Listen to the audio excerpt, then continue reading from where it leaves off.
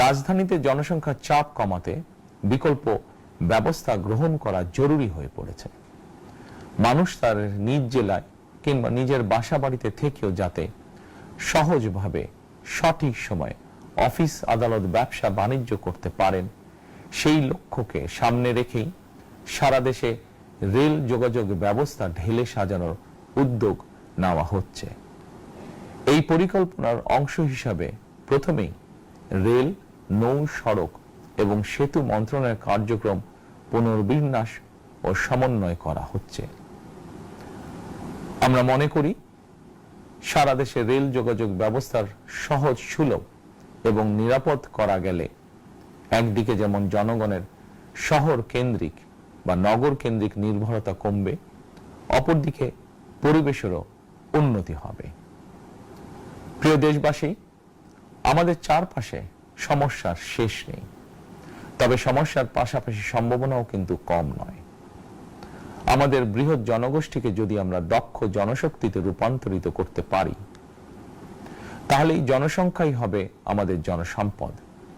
আমরা নিজেদেরকে দক্ষ করে গড়ে তুলতে পারলে শুধু বাংলাদেশই নয়, বিশ্ব বাজারও আমাদের জন্য উন্মুক্ত। তথ্য প্রযুক্তির সিঁড়ি বেয়ে বিশ্ব এখন কৃত্রিম বুদ্ধিমত্তার যুগে প্রবেশ করেছে।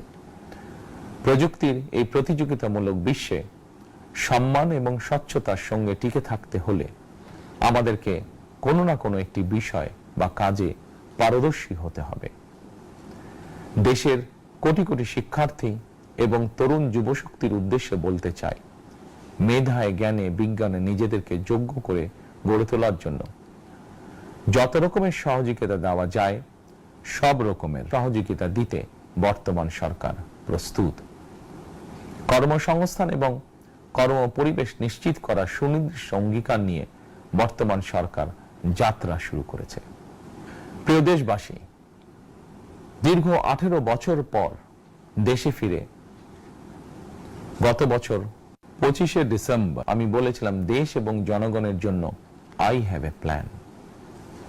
12ই ফেব্রুয়ারি জাতীয় নির্বাচনের আগে দেশের বিভিন্ন স্থানে ঘুরে আমার প্ল্যান, পরিকল্পনা অনেক কিছু আমি আপনাদের সামনে তুলে ধরেছিলাম। আপনারা স্বাধীনতার ঘোষকের প্রতিষ্ঠিত দল বিএনপিকে ভোট দিয়ে রাষ্ট্র পরিচালনার দায়িত্ব দিয়েছেন, সকল পরিকল্পনা বাস্তবায়নের সুযোগ দিয়েছেন।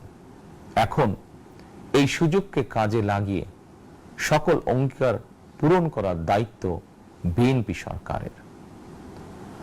আমরা আমাদের পরিকল্পনা এবং প্রতিশ্রুতি বাস্তবায়নের কাজ শুরু করে দিয়েছি ইনশাআল্লাহ।